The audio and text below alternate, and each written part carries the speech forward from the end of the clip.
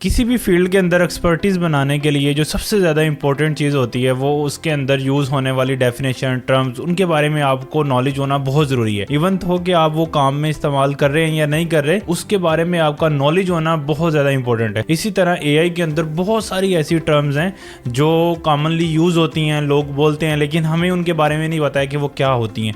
तो आज इस वीडियो के अंदर हम डिटेल से अंडरस्टैंड करेंगे कि उन टर्म्स का क्या मतलब है और आप उनको किस तरह से इस्तेमाल करेंगे, या आप किसी से कम्युनिकेट कर रहे हैं तो उन टर्म्स का कैसे यूजेज किया जा सकता है। सबसे पहले तो एआई खुद एक ऐसी टर्म है जिसका मतलब ये है कि जो ह्यूमन के अंदर इंटेलिजेंस है, जैसे ह्यूमन दिखते हैं, बोलते हैं, सुनते हैं, वो इंटेलिजेंस हम कंप्यूटर में लेके आना चाह रहे हैं। इसीलिए हम इसको आर्टिफिशियल इंटेलिजेंस बोलते हैं, क्योंकि ये नेचुरल नहीं है, ये आर्टिफिशियली हम इसको बिल्ड करेंगे। एआई के अंदर जितनी भी डेवलपमेंट हो रही है वो दो मेजर कैटेगरीज में हम उसको डिवाइड कर लेंगे, machine learning and deep learning. पहले हम जब डेवलपमेंट करते तो हम मशीन लर्निंग के एल्गोरिदम यूज करते थे, तो रिसेंटली अब जो है वो डीप लर्निंग के अंदर ज्यादा काम हो रहा है। मशीन लर्निंग के अंदर क्या होता था कि आप जब एआई से कोई इंटेलिजेंट काम करवाना चाहते थे तो उसके जो फीचर्स हैं, जो फीचर इंजीनियरिंग है, वो हम खुद से बताते थे। तो लेट्स सपोज अगर आप एआई से ये काम करवाना चाहते हैं कि एआई हमें बताए, हम उसको एक घर के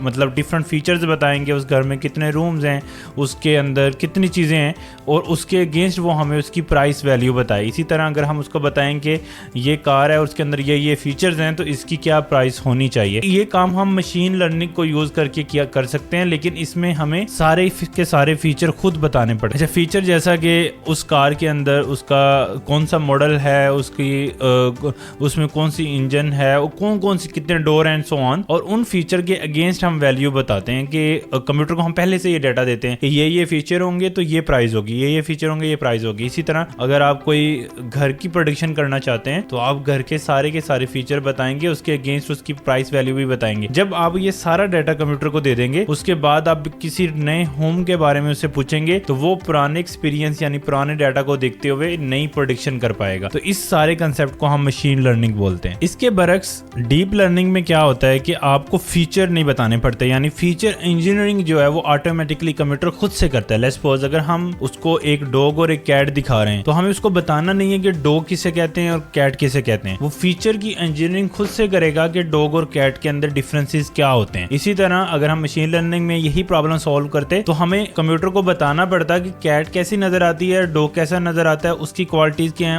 उसके अंदर कौन कौन सी चीजें होती हैं, उसमें कौन कौन सी चीजें होती हैं, तो ये चीज बतानी नहीं पड़ती है। तो डीप लर्निंग के अंदर जो फीचर इंजीनियरिंग है वो ऑटोमेटिकली हैपन होती है। अब हम समझते हैं कि एक वर्ड आपने सुना होगा, सुपरवाइज्ड लर्निंग और अनसुपरवाइज्ड लर्निंग। अच्छा, सुपरवाइज्ड लर्निंग क्या होती है कि हम जब कंप्यूटर को डाटा देते हैं, देखिए कंप्यूटर जब भी कोई इंटेलिजेंट काम करता है तो वो बेस्ड ऑन डाटा करता है, यानी हमें कोई ना कोई डाटा उसको देना पड़ता है। अगर हम डाटा को लेबल करके देंगे, यानी हम लेट्स सपोज उसको कैट दे रहे हैं, डॉग दे रहे हैं, डिफरेंट बुक्स दे रहे हैं और साथ में लिख के दे रहे हैं कि ये कैट है, ये डॉग है, यानी हम उसको हेल्प कर रहे हैं कि ये वाला डाटा कौन सी कैटेगरी का है, ये डाटा कौन सी कैटेगरी का है और ये डाटा कौन सी कैटेगरी का है, यानी हम अगर उसको लेबल लगा के उसको दें तो हम उसको कहेंगे सुपरवाइज्ड लर्निंग। अनसुपरवाइज्ड लर्निंग में क्या होता है कि हम कंप्यूटर को डाटा तो देते हैं लेकिन हम उसको लेबल नहीं करते हैं, हम उसको बताते नहीं है कि डॉग इसको कहते हैं, कैट इसको कहते हैं। अनसुपरवाइज्ड लर्निंग के अंदर कंप्यूटर फिर इंटेलिजेंट कैसे दिखाता है, वो उसके ग्रुप्स बना देता है। अगर आपने अक्सर फोन के अंदर अपनी फोटो ऐप यूज की होगी तो उसके अंदर आपने देखा होगा कि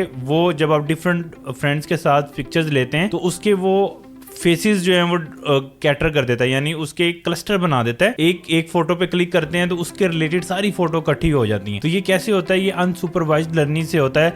उसको उस पर्सन का नेम नहीं पता होता है, लेकिन उससे मिलती जुलती वो सारी फोटोज जो है वो इकट्ठी कर लेता है। और ये किस वजह से है, क्योंकि कंप्यूटर जो है वहां पे अनसुपरवाइज्ड लर्निंग की तकनीक को यूज करते हुए क्लस्टरिंग कर रहा होता है, यानी कैटेगरीज बना रहा होता है। इसी तरह जो सुपरवाइज्ड लर्निंग है उसके अंदर क्या होता है कि हम कंप्यूटर को खुद से बताते हैं कि इस चीज को हम लेट्स सपोज ये लेबल ए है, ये लेबल बी है, तो जब वो कैटेगरी बनाता है तो साथ में हमें लेबल भी बताता है कि ये मैंने डॉग प्रेडिक्ट किया है, या मैंने कैट प्रेडिक्ट किया है, या मैंने पर्सन प्रेडिक्ट किया है। तीसरी एक और किस्म की लर्निंग होती है, उसको हम रीइंफोर्समेंट इन्फोर्समेंट लर्निंग बोलते हैं। उसमें क्या होता है कि एआई जो है वो जब हम उसको यूज करते हैं या वो इन्वायरमेंटल सीखती है, लेट्स सपोज जिसमें फिजिकल एआई आएगी फ्यूचर के अंदर जिसमें रोबोट्स होंगे, तो वो अपने इन्वायरमेंट से खुद से लर्न कर रहे होंगे चीजों को देख के। जैसे एक छोटा बच्चा जो है वो आगे पीछे अपने इन्वायरमेंट को देख के बहुत सारी चीजें लर्न कर रहा होता है, तो उसको हम री इन्फोर्समेंट लर्निंग बोलते हैं। अब एआई जिन प्रॉब्लम को सॉल्व करती है उन प्रॉब्लम की भी बहुत सारी डिफरेंट टर्म्स बनी हुई हैं। जैसे कंप्यूटर विजन एक टर्म है,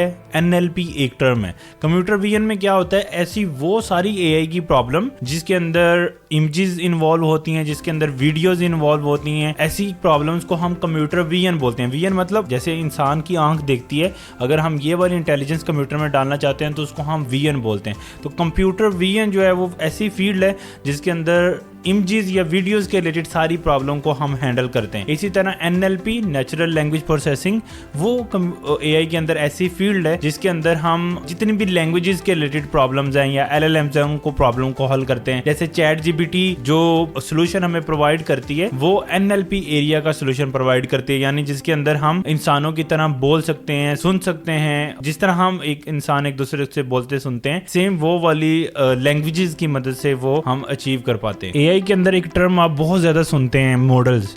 मॉडल क्या होता है कि जो हम डाटा कंप्यूटर को प्रोवाइड करते हैं जिसकी बेस पे वो इंटेलिजेंस दिखाता है, वो डाटा प्लस कुछ ऐसा कोड या ऐसी रिप्रेजेंटेशन जो उस डाटा को देखते हुए कंप्यूटर हमें आंसर करता है, इस कॉम्बिनेशन को हम मॉडल बोलते हैं। तो मॉडल एक्चुअली वो चीज होती है जिसके पास हमारा कोड जो एल्गोरिदम हमने लिखे हैं डाटा को लर्न करने के लिए, और साथ में डाटा होता है ताकि उसकी बेस के ऊपर वो इंटेलिजेंट हमें आंसर जो है वो प्रोवाइड करे। अब ये मॉडल बनाने के लिए जो डाटा हम इकट्ठा करते हैं उस सारे के सारे डाटा को हम डाटा सेट बोलते हैं।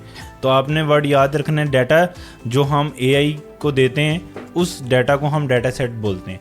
अब उस डाटा सेट के ऊपर कंप्यूटर को हम ट्रेन करते हैं, तो इसको वर्ड ट्रेनिंग बोला जाता है। जब हम उस डाटा के ऊपर कंप्यूटर को ट्रेन कर रहे होते हैं या उसका मॉडल बना रहे होते हैं तो उसको हम ट्रेनिंग बोलते हैं। अब इस ट्रेनिंग करने से पहले भी हमें एक स्टेप करना पड़ता है, उसको हम डाटा प्री प्रोसेसिंग बोलते हैं, जिसका मतलब ये होता है कि आप डाटा के ऊपर जो डाटा आपने डाटा सेट इकट्ठा किया है उसके ऊपर आप कोई ऐसी टेक्निक्स अप्लाई करते हैं जिससे आपके डाटा की क्वालिटी बढ़ती है, जिससे आपके मॉडल की जो परफॉर्मेंस है वो इंक्रीज होती है। या उसको हम एक वर्ड एक्यूरेसी भी बोलते हैं। एक्यूरेसी बोलते हैं कि एक मॉडल एक पर्टिकुलर डाटा जिसके ऊपर आप ट्रेन कर रहे हैं उसके अगेंस्ट वो कितना एक्यूरेट है, कितने अच्छे रिस्पॉन्सेज दे रहा है, उसको हम एक्यूरेसी बोलते हैं। अब मॉडल को ये चेक करना है कि वो कितना एक्यूरेट है। समटाइम मॉडल बहुत ज्यादा एक्यूरेट हो जाता है, उसको हम मॉडल ओवर फिटिंग भी बोलते हैं। ओवर फिटिंग का क्या मतलब होता है कि आपका मॉडल आपके डाटा से बहुत ज्यादा लर्न कर चुका है, जरूरत से ज्यादा। उसका मतलब ये है जब आप उसको इनफ्रंट यानी रन टाइम पे कोई पिक्चर जनरेट करने का बोलेंगे, रन टाइम पे कोई उससे इंटेलिजेंस करवाएंगे तो वो अच्छा परफॉर्म नहीं करेगा। वो टेस्टिंग डाटा पे अच्छा परफॉर्म करेगा, लेकिन कोई बिल्कुल ही न्यू चीज आप उसको दिखाएंगे तो वो अच्छा परफॉर्म नहीं करेगा। इसी तरह मॉडल अंडर फिट भी हो जाता है ओवर फिट की तरह। उसका मतलब ये है कि मॉडल अभी इतना अच्छा ट्रेन ही नहीं हुआ है जिससे वो अच्छे रिजल्ट जो है वो हमें दे सके। तो इस तरह करके बहुत सारी एआई की टर्म्स हैं जो हमें अंडरस्टैंड करनी चाहिए। मैं इसके ऊपर एक और फुल वीडियो भी बना दूंगा जिसके अंदर बहुत सारी हम टर्मिनोलॉजी डिस्कस कर लेंगे, लेकिन मीन टाइम आप डिस्क्रिप्शन से एक गूगल डॉक्स ढूंढ सकते हैं जहां पे जो most common used AI terms हैं वो आप लर्न कर सकते हैं।